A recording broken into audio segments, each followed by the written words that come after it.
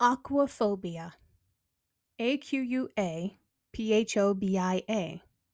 Aquaphobia is also known as hydrophobia. Hey, that's what I covered last week, except hydrophobia is also known as rabies. Aquaphobia is not.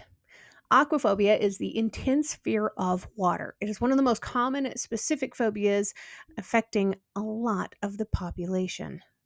I don't know how much of that I believe.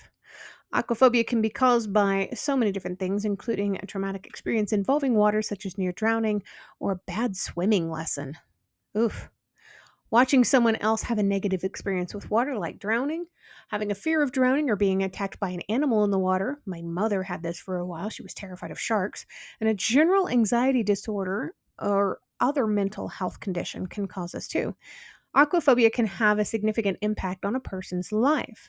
People with aquaphobia may avoid swimming or bathing or other activities that involve water.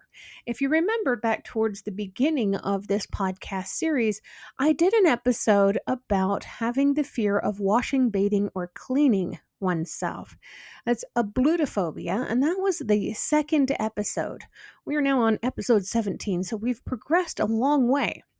But a blutophobia and aquaphobia should be noted as being two completely separate things. One is a fear of water, the other is a fear of bathing. So the history of aquaphobia is long and complex. The first recorded mention of the fear of water dates back to ancient Greece, and I talked about this a little bit last week. The Greek physician Hippocrates described a condition that he called hydrophobia, which was characterized by the fear of water and a difficulty of swallowing. In the Middle Ages, it was thought to be a symptom of witchcraft or demonic possession, this fear of water. People who were believed to be possessed by demons were often forced to drink large amounts of water, which would often lead to drowning. In the 19th century, aquaphobia began to be seen as a psychological disorder. Finally, the first effective treatments for aquaphobia were developed in the early 20th century. Today, aquaphobia is a well-recognized and treatable psychological disorder. With treatment, most people with aquaphobia can learn to manage their fear and live a normal life. But there are a number of celebrities you might be surprised to learn have this fear of water.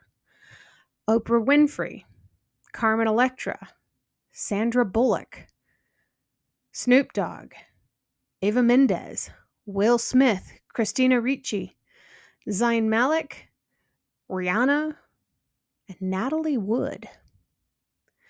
Of these, I'm actually going to talk a little bit more about Sandra Bullock because I'm a huge fan of hers. So some people are afraid of things that never do anything and never do anything to fight that fear. So that's not Sandy Bullock. There are people like Sandra Bullock who conquer their fear by doing the exact thing that frightens them. So Sandra Bullock, with her aquaphobia, learned to scuba dive after being afraid of the water and is now a devoted diver. She played a role in the movie The Proposal where she had to be in the water for hours and she ended up with hypothermia. She's also afraid of flying, and especially after being in a plane crash several years ago, but has been in movies where she needs to go on airplanes to conquer that anxiety. She also starred in the movie Gravity, in which she had to practice inside an airplane that was made to appear like she was crashing.